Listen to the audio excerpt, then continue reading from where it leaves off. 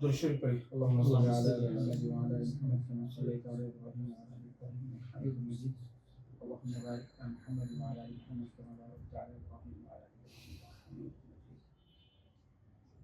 ইন্নাল হামদুলিল্লাহ ওয়াসসালাতু আলা মান লা নাবিয়্যা বা'দা ওয়া আলা আলিহি ওয়া আসহাবিহি ওয়া মান তাবি'আহুম ওয়া দা'a বিদা'ওয়াতিহিম বিইহসানিন ইলা ইয়াউমিদ্দিন আম্মা বা'দ فقال الله سبحانه وتعالى في محكم تنزيله هو الذي أنزل عليك الكتاب منه آيات محكمات هن أم الكتاب وأخر متشابهات فأما الذين في قلوبهم زيغ فيتبعون ما تشابه منه ابتغاء الفتنة وابتغاء تأويله وما يعلم تأويله إلا الله والراسخون في العلم يقولون آمنا به كل من عند ربنا وما يذكر إلا أولو الألباب ربنا لا تزغ قلوبنا بعد إذ هديتنا وهب لنا من لدنك رحمة إنك أنت الوهاب إذا شوي بقول ربنا لا تزغ قلوبنا بعد إذ هديتنا وهب لنا من لدنك رحمة إنك أنت الوهاب আজকের প্রতিপাদ্য বিষয়ের সাথে অত্যন্ত প্রাসঙ্গিক এবং এই জায়গা থেকে আমাদেরকে এই আধ্যাত্মিকতার জায়গা থেকে আল্লাহর প্রতি আমরা এই আজকের ইয়াগুলো বোঝার চেষ্টা করব। আসলে এই আলোচনাগুলো সাধারণত সাধারণদের জন্য না, সাধারণরা আল্লাহর সিফতের উপর এজমালি মুরাদ আগে আল্লাহর সিফতের উপর ঈমান আনবে, কিন্তু সিফতের শাখাগত বিষয় সবার জানার প্রয়োজনীয় নয়, সবাই জানাটা জরুরি নয়। এখন একটা সমস্যা যখন সামনে চলে আসে এটা এড়িয়েও যায় না। এখন এটা এখানেও বুঝবেন সালাফ পুরোপুরি এড়িয়ে গেছে, তারপর যখন মুহাদ্দিসিনগণ আসছেন ওনারা পুরোপুরি এড়িয়ে যেতে পারেন নাই, ওনারা একটু মানে আসবাত করছে। এরপর আশআরী মাতুরিদি তো মোটেও এড়িয়ে যেতে পারেন না বিষয়টা, এমনকি ওনারা নিজেরাও কি হয়ে গেছেন, বিভিন্নভাবে প্রভাবিত হয়েছেন। যার কারণে আমাদের এই জায়গায় আল্লাহ তাআলা সিফতের জায়গায় আমাদের সঠিক অবস্থান কি হবে এই জিনিসটা যথেষ্ট এই মানে মতানৈক্যপূর্ণ, এবং এই বিষয়ে এমন সব মানুষ কথা বলা শুরু করে যারা আরবি একটা কন্টেন্ট, আরবি একটা শব্দের যে ধারণ ক্ষমতা সেটা পর্যন্ত বোঝে না। সে কিন্তু আল্লাহর সিফত নিয়ে এমনভাবে আলোচনা করে যে পুরোপুরি একদম হৃদয় প্রশান্তিকর ভাবে সে বুঝতেছে এগুলা। এই জিনিসটা খুবই বেদনাদায়ক। সালাফ থেকে এরকম বর্ণনা আছে যে ওনাদেরকে কেউ প্রশ্ন করলে ওনারা লা আদরি বলতেন বেশিরভাগ, আমি জানি না। এখন আমাদের একটা সমস্যা, এই আমি জানি না বলতে আমাদের লজ্জা লাগে।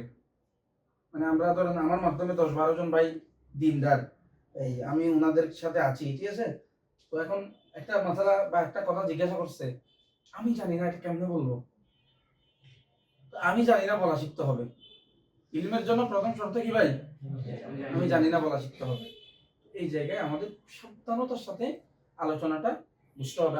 আমরা এই ইমানে এই মুজমাল পড়ছি না, আমানতু বিল্লাহি কামা হুয়া বিআসমাইহি ওয়া সিফাতিহি, সিফাতের কথা আছে, ওয়া কাবিলতু জামিআ আহকামিহি, এভাবে। তো আমানতু বিল্লাহি, আমি আল্লাহর উপর ঈমান আনলাম, কামা হুয়া, তিনি যেমন তেমনের উপর, বিআসমাইহি ওয়া সিফাতিহি, তার সমস্ত নাম এবং গুণাবলী সমূহের সাথে। এগুলো কেমন? যেমন তিনি তেমন, তার শানে যেমন উচিত তেমন। এই জায়গায় নানা ফিতনার কারণে আসলে নানাবিধ এই মুসলিমদের ইতিহাসে একদম সালাফের যুগ থেকেও এই নানা ধরনের চড়াই উৎরাই, নানা আকীদার এই ফিতনা এসেছে। এগুলো মোকাবেলা করার জন্য এই মুসলিম সমাজের বিভিন্ন প্রজন্মকে বিভিন্ন ন্যারেটিভে, বিভিন্ন বয়ানে আকীদার তাওহীদটাকে সামনে নিয়ে আসতে হয়েছে। বুঝতে পারছেন জিনিসটা? তো এই জন্য আমরা এই আজকের আলোচনাটা খুব ভালোভাবে বোঝার চেষ্টা করব।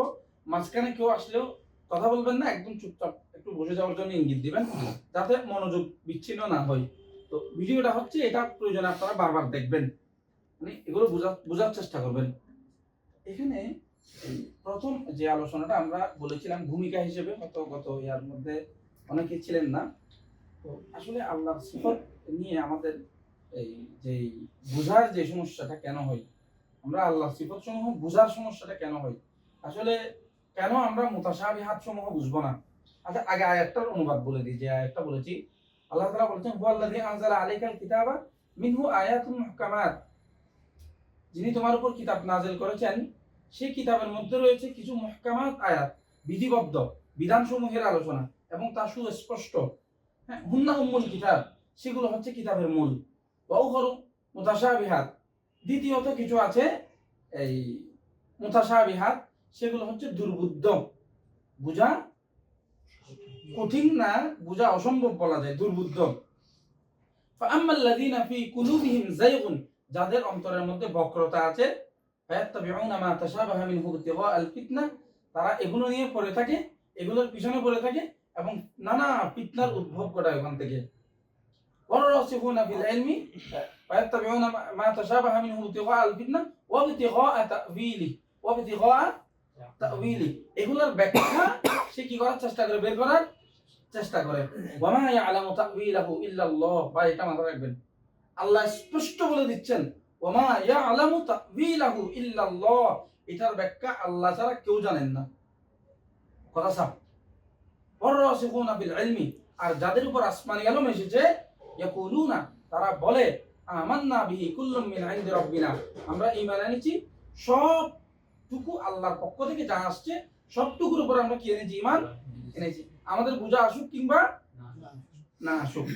এরপরেই এই জায়গা থেকে যে একটা সমস্যা তৈরি হবে বুঝার, এর জন্য আল্লাহ তাআলা দোয়া শিখিয়ে দিচ্ছেন আমাদেরকে, রব্বানা লা তুযিগ কুলুবানা বা'দা ইয হাদাইতানা ওয়া হাব লানা মিন লাদুনকা রাহমা ইন্নাকা আনতাল ওয়াহ্হাব, আল্লাহ তুমি আমাকে হেদায়েত দেওয়ার পর আমার অন্তরটাকে আর জটিলতা বক্র করে দিয়েন না, মানে আমাকে হেদায়েত থেকে দূরে সরাই দিয়েন না, হেদায়েত দেওয়ার পর। এই দোয়াটা সবসময় পড়া উচিত। যে কোনো একটা ব্যাপারে আপনি যখন সমস্যায় পড়বেন এই দোয়াটা করবেন।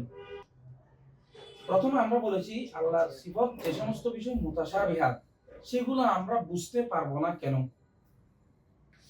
কেন বুঝতে পারবো না?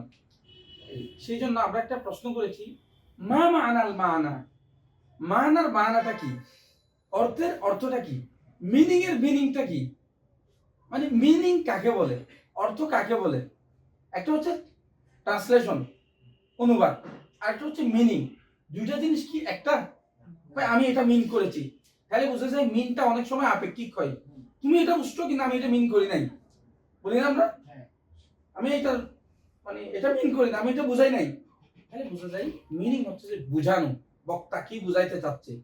তো মানার মানা হচ্ছে বক্তা যা বুঝাইতে চাচ্ছে তার একটা স্ট্রাকচার বক্তার মস্তিষ্কের মধ্যে আছে, সেই স্ট্রাকচার শব্দের মাধ্যমে সেই শ্রোতার মস্তিষ্কে কি করতে চাচ্ছে, পৌঁছা দিতে চাচ্ছে। যেমন আমরা বলেছি কলাম সুয়াতুন মানে কি,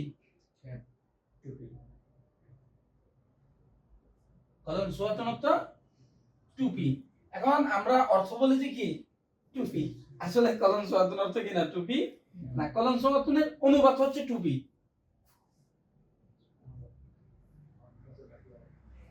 কারণ শব্দ অর্থের মুহতাজ। শব্দ কিসের মুহতাজ ভাই? অর্থের মুহতাজ। এই শব্দটাও অর্থের মুহতাজ, এই শব্দটাও কিসের মুহতাজ? অর্থের মুহতাজ। একটা শব্দ আর একটা শব্দের অর্থ কিভাবে হয়? একটা শব্দ একটা শব্দের অনুবাদ হয়, অর্থাৎ অনুবাক্য। অনুবাক্য, যেটা বাংলায় একরকম বলা হয়, আরবিতে আরেক রকম বলা হয়, ইংরেজিতে আরেক রকম বলা হয়, অনুবাক্য। উভয়টা বাক্য, উভয়টা শব্দ এই কিসের মুহতাজ? অর্থের মুহতাজ। এগুলোর অর্থ থাকতে হবে। যেমন কলম সোয়াতুন মানে কিন্তু এই জিনিসটা, কথা মানে একটু ইয়া করে বুঝাইতেছে আর কি। কলম সোয়াতুন মানে এরকম একটা জিনিস, ঠিক আছে, এরকম একটা জিনিস, টুপি আঁকলাম আর কি, যা হয়েছে হয়েছে আর কি, ঠিক আছে। কলম সোয়াতুন মানে এরকম একটা জিনিস। আসলে আসলে কলম সোয়াতুনের মানে হচ্ছে এরকম একটা জিনিস, যেই কল্পনাটা শ্রোতার মস্তিষ্কে আছে, বক্তার মস্তিষ্কে আছে, যে কল্পনাটা কার মস্তিষ্কে আছে? বক্তা কলম সোয়াতুন মানে এই কল্পনাটার সাথে পরিচিত। কলম সোয়াতুন বলতে বক্তা এই চিত্রটা তার মাথায় চলে আসে। এখন এই চিত্র কল্পনা কি মানুষের মস্তিষ্কে করতে পারবে, পৌঁছাতে পারবে শব্দ ছাড়া? কল্পনাটা সে এই জিনিসটা, এই স্ট্রাকচারটা, এই স্ট্রাকচারের বস্তুটা সে তার শ্রোতার মস্তিষ্কে কি করতে চাচ্ছে? পৌঁছাতে চাচ্ছে। এখন শ্রোতার মস্তিষ্কে পৌঁছাতে চাচ্ছে কি দিয়ে? By word. ঠিক আছে ভাই? শব্দের মাধ্যমে। তাহলে আমরা অর্থের অর্থ কি বলতে পারি? শব্দের মাধ্যমে বক্তা তার কল্পনাকে শ্রোতার মস্তিষ্কে পৌঁছাতে চাচ্ছে।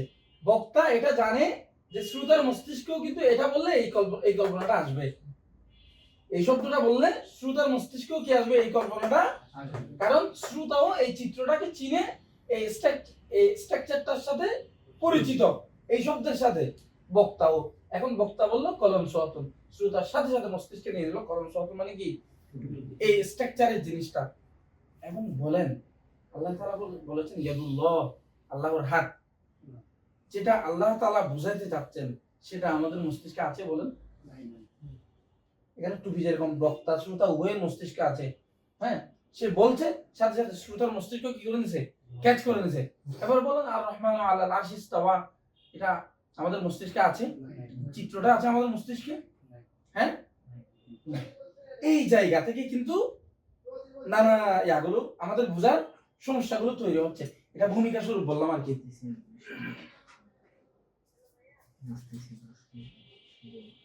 এই জিনিসটা বুঝতেন ভাই আপনারা?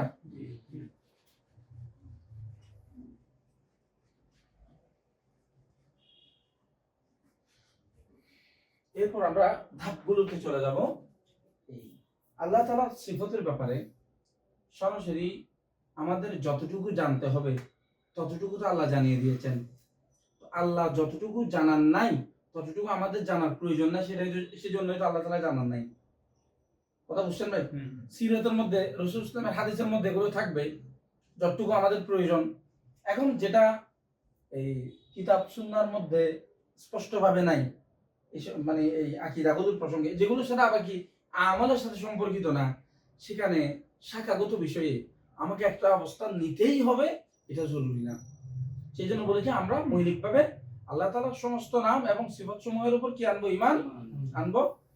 তার সাথে আল্লাহর সাথে সিফতগুলো যেভাবে হওয়া উচিত সেভাবে। বুঝতে পারছেন ভাই জিনিসটা?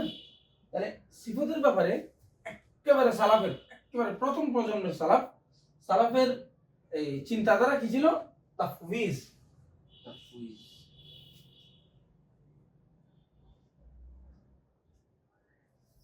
তাফউইজ শব্দের অর্থ হচ্ছে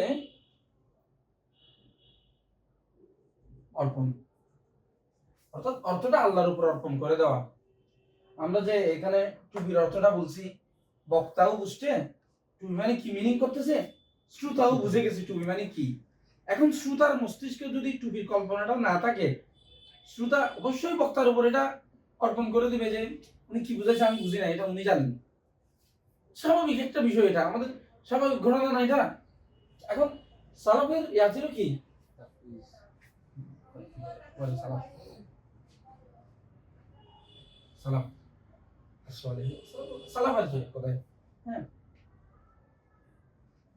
সালাফের ইয়াটা ছিল, চিন্তাধারাটা কি ছিল সিফতের ব্যাপারে? তাফউইজ। এটা পুরোপুরি আল্লাহর উপর কি করে দেওয়া? অর্পণ করে দেওয়া। এরপর মুহাদ্দিসিনদের অবস্থানটা হচ্ছে ইসবাত। অর্থাৎ মুহাদ্দিসিনগণ দেখতেছেন যে এই তাফউইজ করলে যারা সিফত অস্বীকার করতেছে, অস্বীকারীদের একটা কি আসে যায়, এই সুযোগ এসে যায়।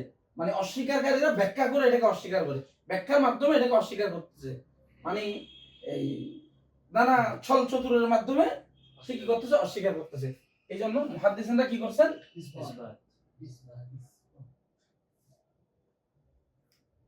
ইসবাত মানে প্রমাণ।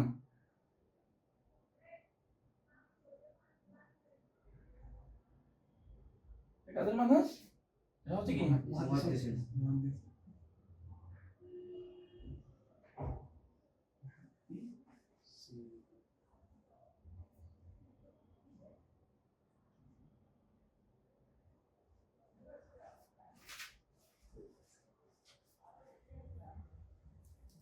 মুহাদ্দিসিন, এটা হচ্ছে মুহাদ্দিসিনগণ কি করছেন? এসে সিফতকে প্রমাণ করছেন।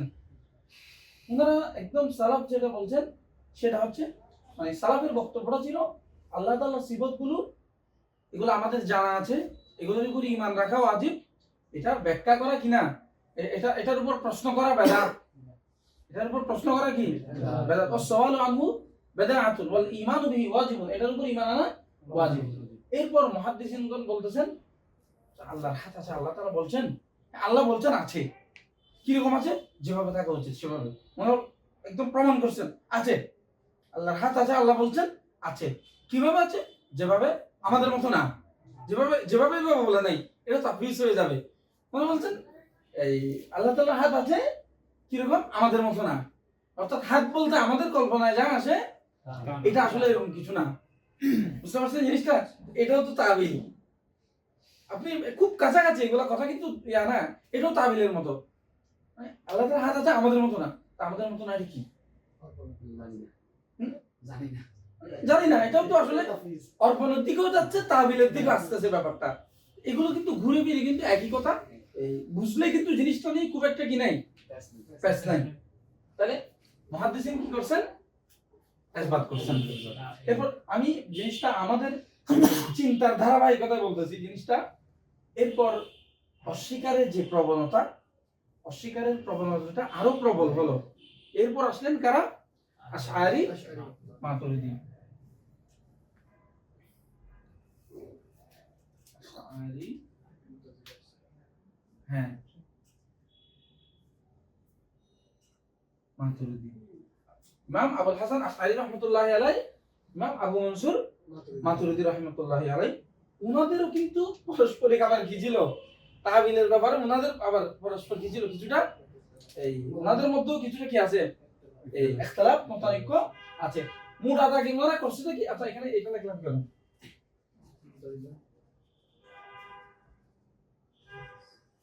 এখানে এই ওনারা কি করছেন, এই ওনারা তাওয়িল,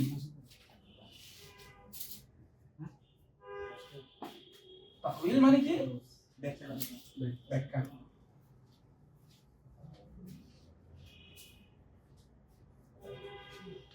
ব্যাখ্যা,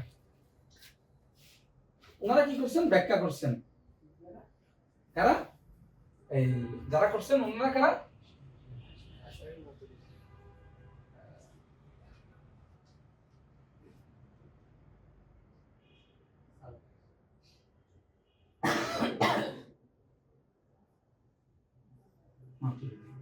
আশআরী মাতুরিদি, ওনারা কি করছেন, ব্যাখ্যা করছেন।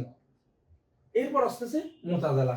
এগুলো কিন্তু আগে ধারাবাহিক এভাবে আসে নাই, নানাভাবে আসছে। মুতাজিলাদের ফিতনা তো এটা এই একদম মুহাদ্দিসিনের ইয়া থেকে, এই তো তার কারণে মুহাদ্দিসিনগণ ইসবাত করছেন, একেবারে সালাফের কনটেক্সটে কথা বলতে পারেন নাই।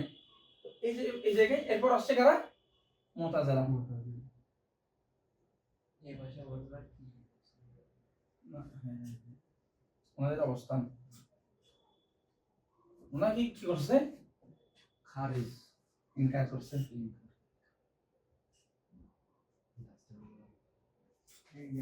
ওনারা কি করছে, অস্বীকার করছে।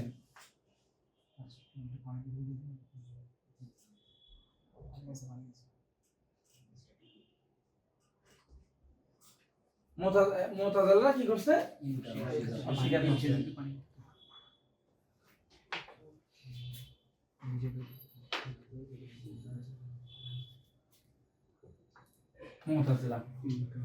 মুতাজিলা কি করলো, আল্লাহ তাআলার সিফাতকে কি করলো, অস্বীকার করে বসলো।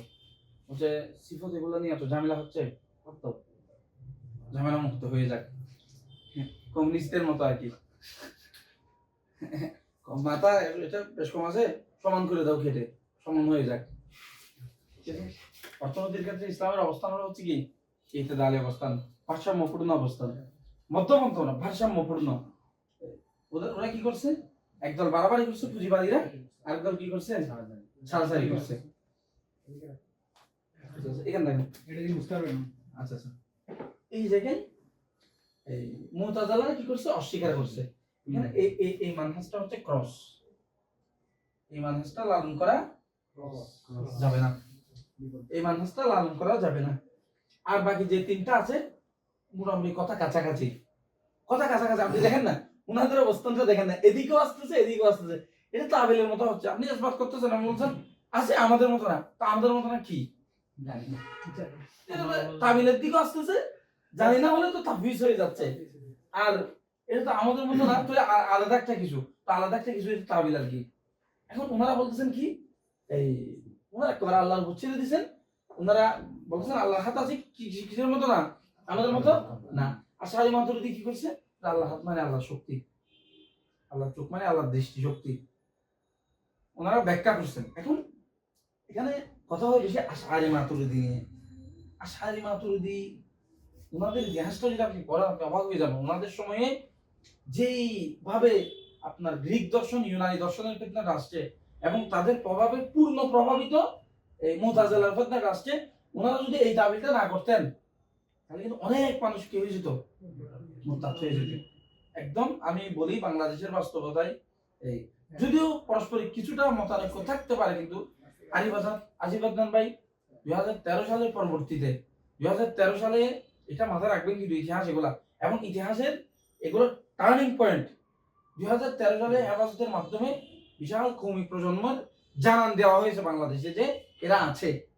তখন জেনারেল শিক্ষিত ভাইদের মধ্য থেকে একটা কি হয়েছে, চেতনা এবং জাগরণ তৈরি হয়েছে, কিরে আমরা তো এগুলা নিয়ে কখনো চিন্তা করি নাই। হ্যাঁ, তখন কি হলো, তার পরবর্তী হেফাজতের রক্তটা বৃথা যায় নাই। হেফাজতের রক্তের বিনিময়ে আল্লাহ তাআলা স্কুল কলেজ থেকে আজিব আদনান আরিফ আজাদকে তুলে দিয়েছে।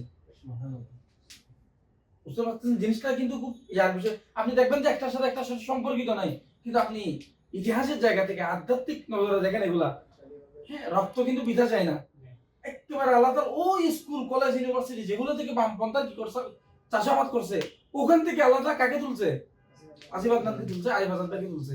ঠিক আছে, এখন ওনাদের সাথে ওনারা নাস্তিকবাদী ফিতনাকে এই একাডেমিক জায়গায় পরাজিত করে ফেলছে একদম।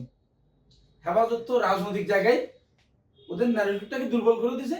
ওরা একেবারে যৌক্তিক জায়গায় যে সমস্ত দর্শনগুলোকে সামনে নিয়ে এসে তারা এথিজমের বয়ান ন্যারেটিভ দাঁড় করায়, সেগুলোকে কি করে দিয়েছে, একদম শেষ করে দিয়েছে। এখন আছে কিন্তু সেকুলারিজমের ফিতনা, এটাও পরাজয়ের পথে।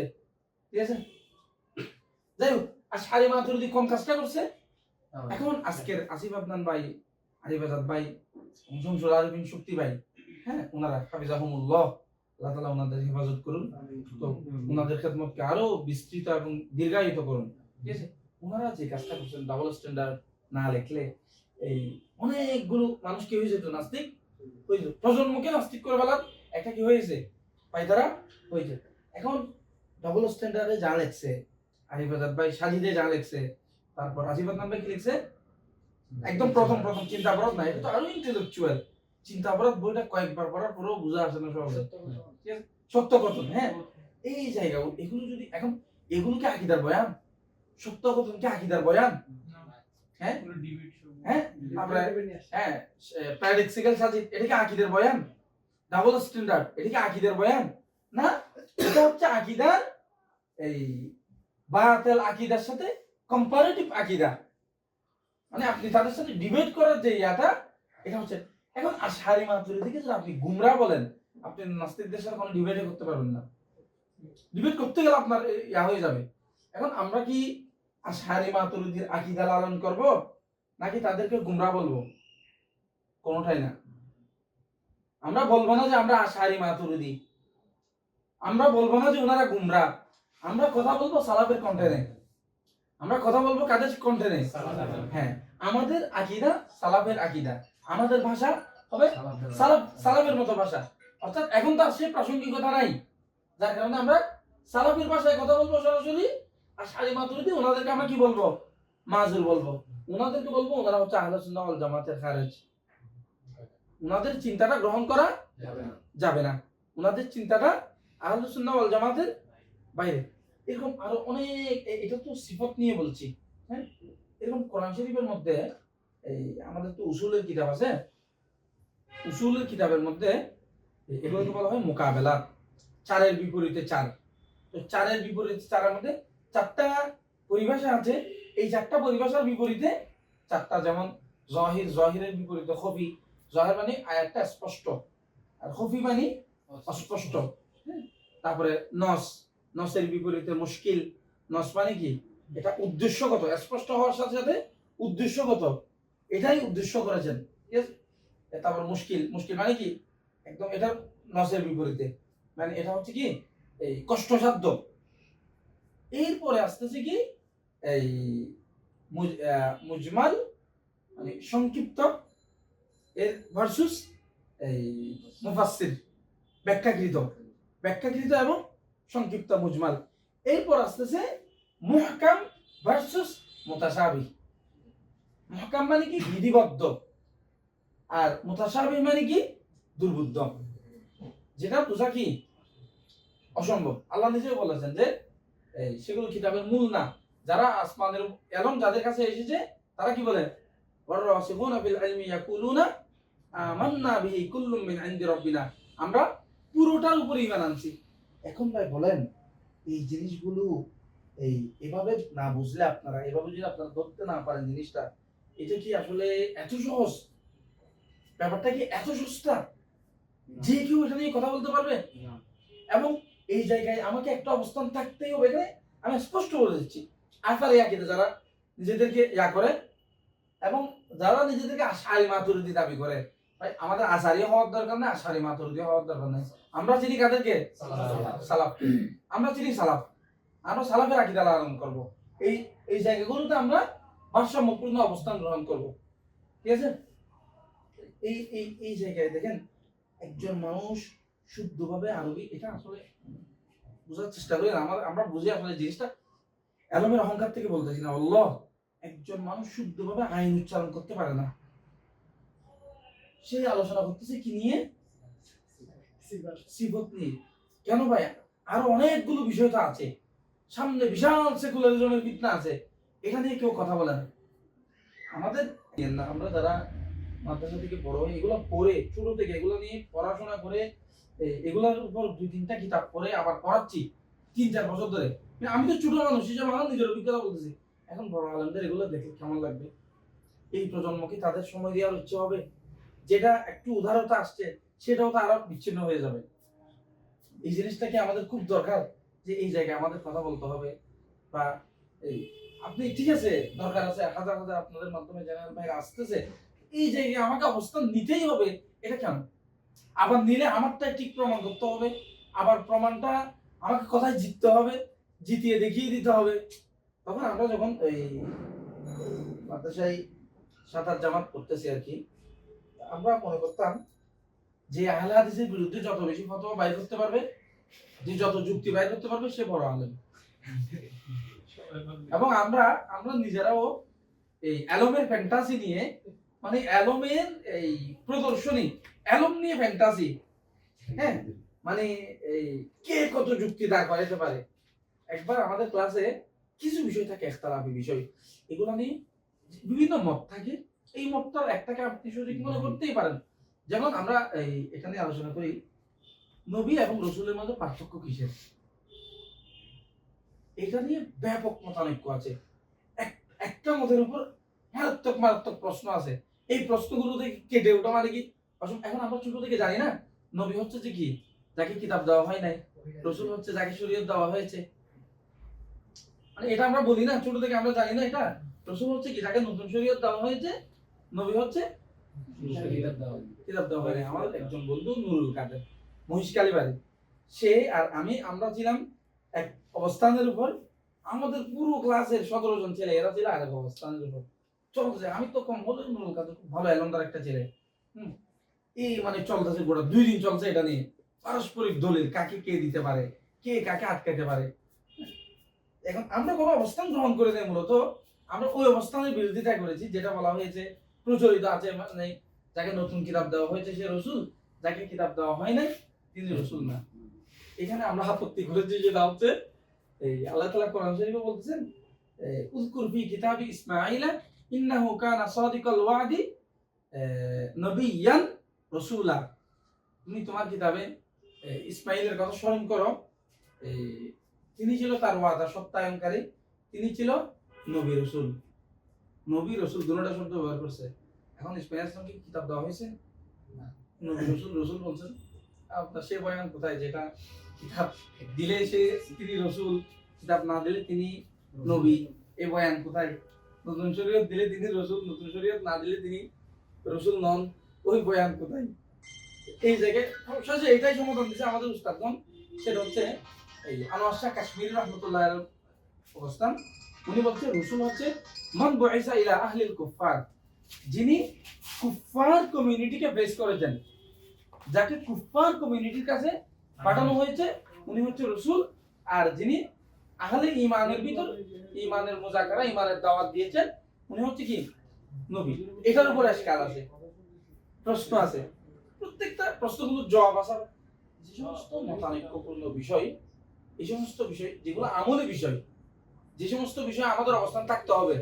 আবার ধরেন কোরআন শরীফ আছে আল মুতাল্লাকাতু ইয়াতারাব্বাসনা বিআনফুসিহিন্না সালাসাতা কুরু, ডিভোর্সি তালাক প্রাপ্তা তার উপর 3 কুরু অতিক্রম করবে।